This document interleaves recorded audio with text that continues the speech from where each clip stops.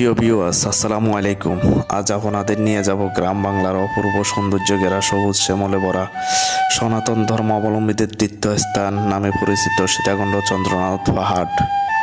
সীতাকুণ্ড বাজার থেকে চন্দ্রনাথ পাহাড় পর্যন্ত 13 কিলোমিটার দূর।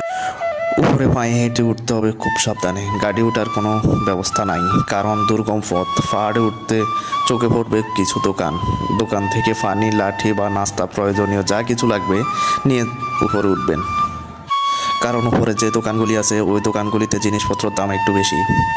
নিচ থেকে পাহাড়ের উপর পর্যন্ত প্রায় 1200 ফুট উচ্চতা। এত উচ্চতায় উঠতে হলে অবশ্যই আপনাকে থাকতে হবে সুস্থ।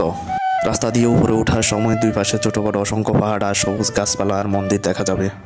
উপরে উঠলে দেখবেন বড় একটা মন্দিরে বসে আপনি নিজেকে রিল্যাক্স করে নিতে পারবেন। উপর থেকে নিচে তাকালে ভয়ঙ্কর দৃশ্য, আর উপরের মেঘগুলি যেন আপনার কাছে চলে আসতেছে। দেখা যাবে সমুদ্রের দৃশ্য, ছোট বড় পাহাড়। বিশেষ করে চন্দ্রনাথ পাহাড়ে মানুষে যায় একবার, সেটা হচ্ছে মেলার সময়। বছরে একবার এই মেলা হয়।